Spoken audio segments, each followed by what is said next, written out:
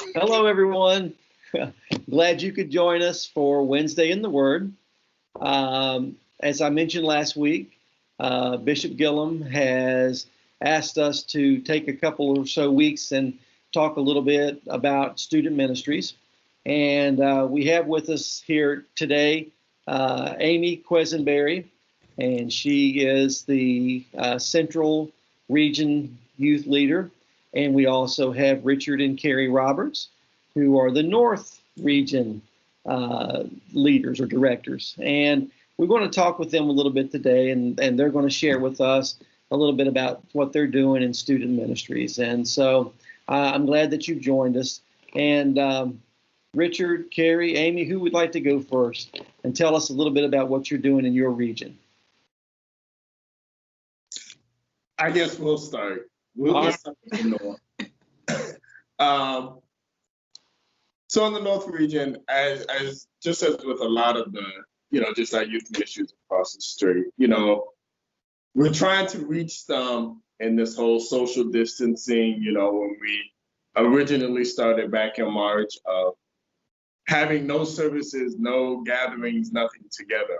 I know in our area, in our county, we were limited to not meeting more than 10 people. So kind of the things we were working out is, well, what can we do? So one of the things we do on a regular basis is every Friday, I call it Friday Night Live. My co-director calls it something else. But every Friday, we have a Bible study, but we like to call it more of a discussion with our youth, where we take those topics and just try to keep something interactive with them, something that they can watch later. And we always try to focus it on kind of what's going on right now, what they're dealing with in their life, be it the pandemic, being away from family, dealing with anxiety, dealing with loneliness. Yeah, and he wanted to call it Friday Night Live, but it has been well known to be Bible Live, so that's what it is. But yeah, it is really a time, especially now we're doing a series of how you know that they know that you know that you're a Christian, and it's more so we've been just digging in the Word and trying to encourage our youth about times when you might not be sure. You might be in a dark place. You might be in a time of crisis, but that as long as you continue to trust in God and continue to, look to Him to lead you and guide you. And we've been kind of digging in the Word about how sometimes, you might not feel like, a confident, bona fide Christian, but you are, and your faith does not need to waver just because you're in the valley or just because you're in a crisis. And so we've been looking at, how you know that you're a Christian. How do they know that you're a Christian? So that's one of the series that we've been digging into the Word about lately. And it's been really good. We've really been not only ministering, I think, to the youth, and one of the things that's great about virtual is that you minister not just across the state, but you minister to the youth and the adults, across the nation. So it's in even the world. I don't know if there's people, checking in from, Switzerland or whatever, but, it's really cool to actually dig into the Word in a different way, where we're not having to be in person, but we've had to be innovative. We've had to change our way, and amazing to see how God has been doing a new thing even in this time. So, and we also try not to keep it just us. We try to keep it relevant to them. We've had our regional presbyter. He's been on. He's done a study with them. We've had some of our local youth directors. They've done sessions. We've even had one of our students, as we call them, come on and do a lesson and a study, because we want them to not only to be encouraged by the word, but to be encouraged by others and to see that, hey, you don't have to have a special title or, something behind your name to be able to reach out and to touch the others out there. One of the other things we're slowly in the works to get together, we're still working on it, is actually to have and I guess my assistant director, co-director is okay with me mentioning it, but also looking at doing a youth night at one of our local drive-ins. We're fortunate enough to have a drive-in in our area. So we're going to try to put that together where they can come out, still social distancing, being in their vehicles, but they can have a time where they can come out and have some type of fellowship together and go out and watch a movie together. So, yeah. Cool. Okay, thank you. Amy, what kinds of things are you doing in the central region? We've been, right now I've been doing a Thursday night Connect. It did originate, really my heart was set on being able to go and facilitate a meeting with a youth or a young adult every single Thursday night and go to their locations. And it was working out really well. It was going along really well. And then, we ended up with some little bit heavier restrictions that kicked in. So things did have to change. As those changed, we adjusted to those times. And I started a series called Dear Future Self. And that series basically was, what are some things that I can do as a teen or a young adult that would be better, and I would thank myself later that I had done these things. So it was looking at a couple of those things and really a little bit of self-reflection. And it was a four-week series. It did get broken up a little bit because we had the one conference in between, and we had a couple of things in between. But the series finished out last week. It ended with, basically, this is my mission, and now how do I do it?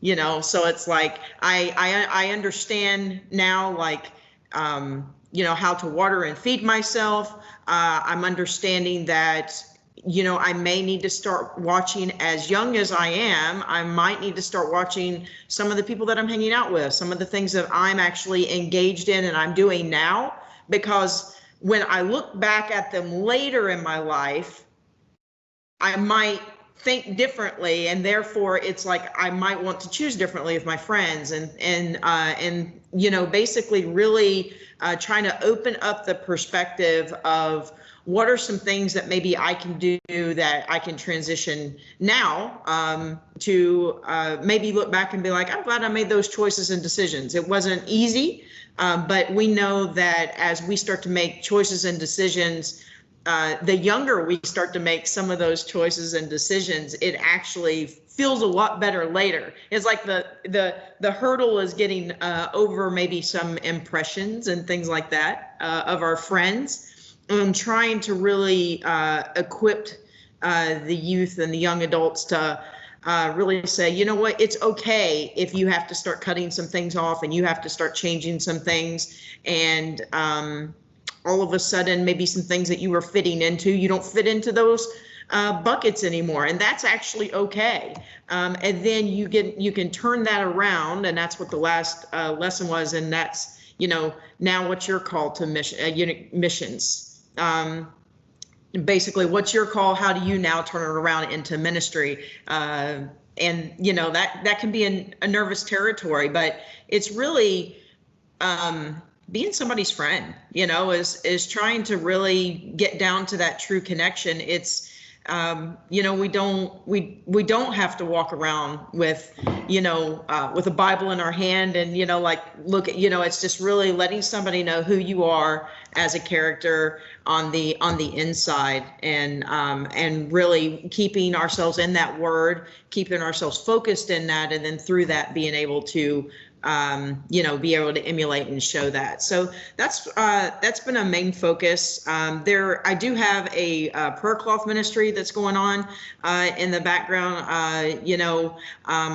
I've got quite a few people that some of the sessions, I was actually announcing it at one point, and people were sending me little chats and everything later, like, hey, I've got somebody that, it's not been feeling well. So I was able to take those prayer cloths and pray over them and send those out.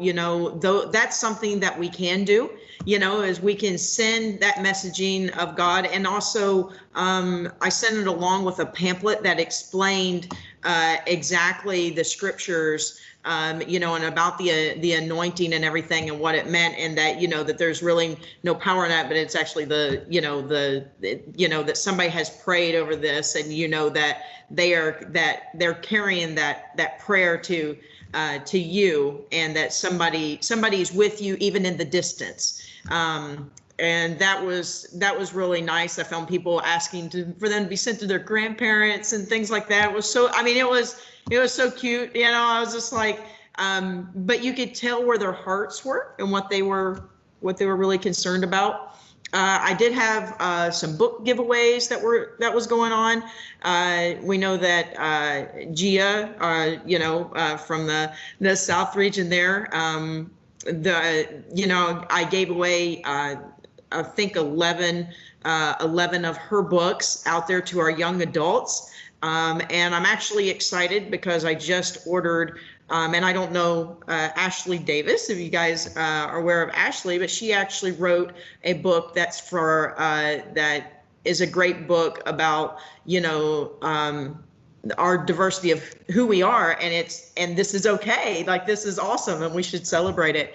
So I'm going to start giving away some of those books, but those are just a couple of things that I've been doing on this end. I'm actually kind of excited. I've been doing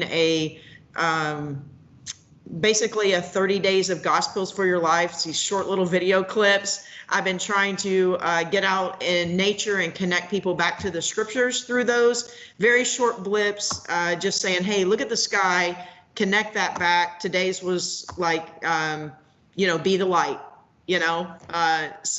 but just the simple things that you're seeing around you, like the water when you see that, the light when you see it, like the stuff is in the scripture. When you're hearing the birds and you're hearing the songs, these are things that can remind you of God and that God is with you, and that you can be infused with those. So we'll see how that plays out, but it's basically Gospels for Your Life. Very, very short video clip. We'll see if it goes past 30 days there. I am super excited. I know that I had posted in the student ministry, the stuff that went out in the August pamphlets this year, was September pamphlets, sorry, out to the churches, that I actually have a virtual Christmas program that I built. This Christmas program, I am inviting all the regions, every church that wants to get involved in it. And I kind of want to set it up like the One Conference, where we're going to just have each individual church to come together and all their video clips. But this is a collection of, I used to put on some fairly large programs at our church, and I took and adapted that, and it's about it's a 90-minute. It can be about a 90-minute program that we can filter in. So I encouraged if the other regional directors, if you've got groups that would like to get involved in this and everything, and this can be like, one group's bringing in a song and one's can do a little drama together and stuff like that from the different churches, and we're going to come together as one and have I think a really cool virtual Christmas program. I've already got 3 churches that have shown interest and are asking for parts and stuff. So I think this can be really fun, and I think that it also will really connect everybody together in one spot. So there's going to be some kind of meetings like this that might come of that, some little talk pieces and everything. And then on top of that, we'll be able to see maybe a praise dance that might be able to come together, and like a little a group singing can come together. And we are going to have some individual solo songs, a drama, and some of those things. So I'm super excited about that. I know that's it's gonna take probably all the way up until Christmas. And the good thing here is, if we get a chance, then maybe even some of these groups that are out there and we can start meeting, that they might be able to meet in some of the churches and be able to actually actively do this together in several of the different churches is the hope that maybe that would be able to take place. And I'm determined to have a regional in the park day. So I don't know who saw the video that I had posted regarding the Magnolia Park and the with the peacocks and everything there. But Magnolia Park is, when I was there, I mean, it's just got tons and tons and tons of open land and things like that. And yeah, it's like all the playground stuff is shut down, but there's social distancing capable, and just being able to, be able to come together in a smaller group segment outside though.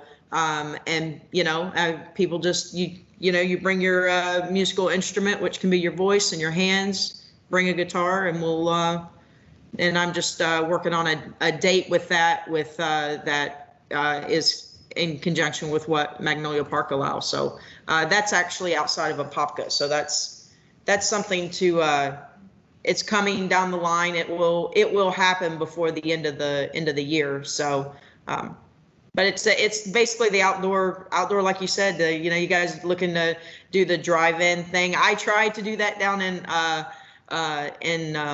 but they started having a lot of late night movies and things like that. So that kind of, it changed where I was, to where I wasn't able to get that connection point. But I'm looking forward to hearing about North Region's success there with the drive. I think it's great.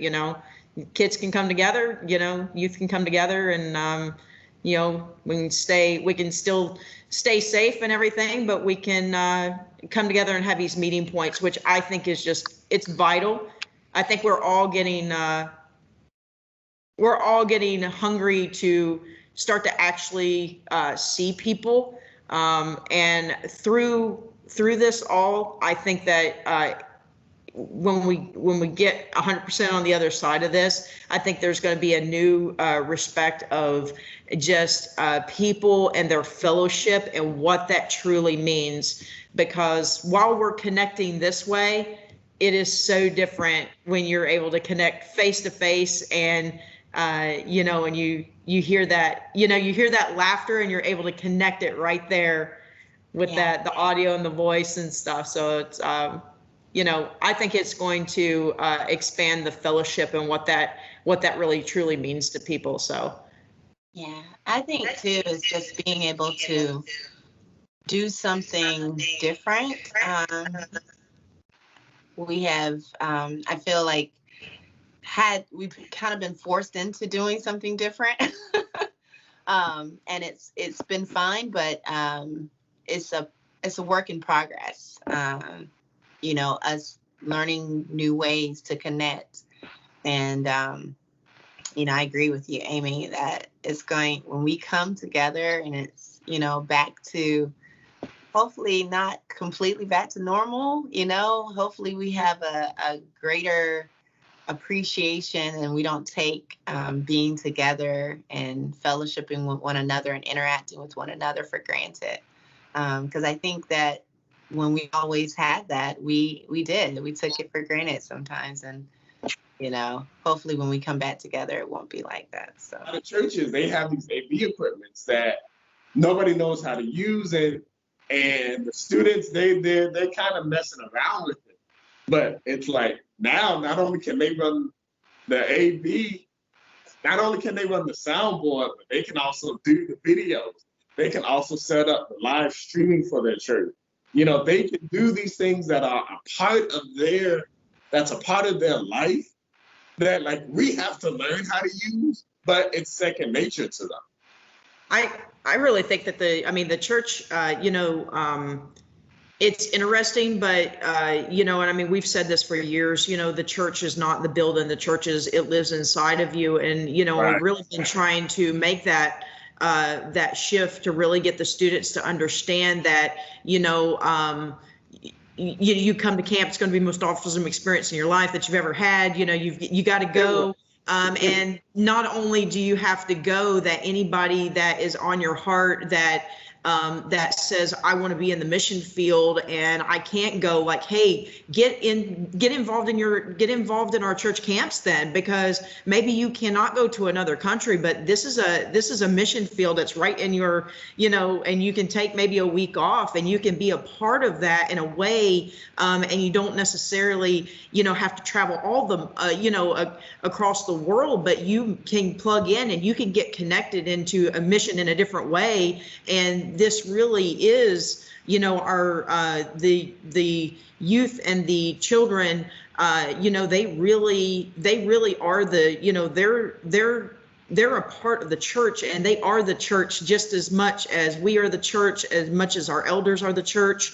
When we say that we have these programs for children and youth and young adults and seniors and singles and couples, and when we say that we have all of these things, and for the sisters and the men, and we have all these programs and everything, it's because you are the church. It's because you are the church, and and Jesus lives within you. And the big thing is we have been forced to get out of the building and focus so much on the building and dispatch. We have had to dispatch and launch ourselves into a different way. But the thing is, we were never designed to be hiding behind a building. That was designed as a meeting place for us to make sure that we fellowship together, that we checked each other.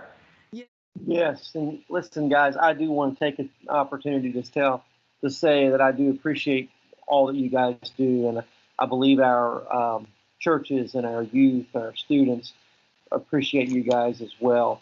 And I would like to say to those pastors or churches that you may be watching us here, reach out to the regional youth director in your area. Again, here today we've got North and Central, but all 5 regions have a regional director. That's someone that cares about the youth and the children and the young adults in your congregation and want to partner with you or with your local leaders or whatever you have to help with that and to help encourage and strengthen. I want to share a verse with you because you guys made me kind of think of this as what you're talking about. Hebrews 10, verse 23 through 25. Let us hold fast the confession of our hope without wavering, for he who promised is faithful. And let us consider how to stimulate one another to love and good deeds. And then 25, not forsaking our own assembling together, as is the habit of some, but encouraging one another, and all the more as you see the day drawing near. I think we can say we see the day drawing near. And I appreciate the fact that you guys here with me here, but those of you that are watching are doing those very things. Because as you said, through all the circumstances, we've been basically, in many cases, put out of our church buildings, or if not put out, certainly restricted in some ways. But yet, you found ways to stay connected. And the early church in Acts, they went through a lot of persecution, and they didn't get to do church the way they used to do it, but they still were able to do it. They met in homes, they did things. So we're not really quite in a situation like they were here, but we are in a situation where we're facing a whole lot of change, and we're not able to do it the way we used to. And I think for me, I've seen more and more of agreement that when things do get back to quote unquote normal, we're still going to want to reach out and utilize the things that we've learned. Because like Brother Richard pointed out, and several of you, there's things that we it's not that it didn't exist, but we probably just didn't either for whatever reason. Might have been afraid, we didn't know, we just didn't have to. I think somebody said, but now we kind of do, and it's like, oh, well, look at this. We can still do that, and so we probably need to wrap up because we've been at it a while. But I do appreciate you guys, and I want you to know again, those of you that are watching, there's a team, the student ministries team in the state of Florida, that loves your youth and wants to work and help, again, partner with you to help make them strong. And we believe that the young people, the youth, are part of your church, our church today. You've heard me say, and I'm not the only one that says it, but we're not just the church of tomorrow, but they're the church of today, and they're a big part. And yeah, it may be because they're the ones that know how to run the camera. That could be, but even beyond that, we need them, and they are an important part, and we value them. And so we thank you all for watching and for being with us. And as the Lord allows us, next week we'll bring some more members of the team together and we'll talk. God bless you guys. Take care and have a blessed week. God bless. God bless y'all. Thank you.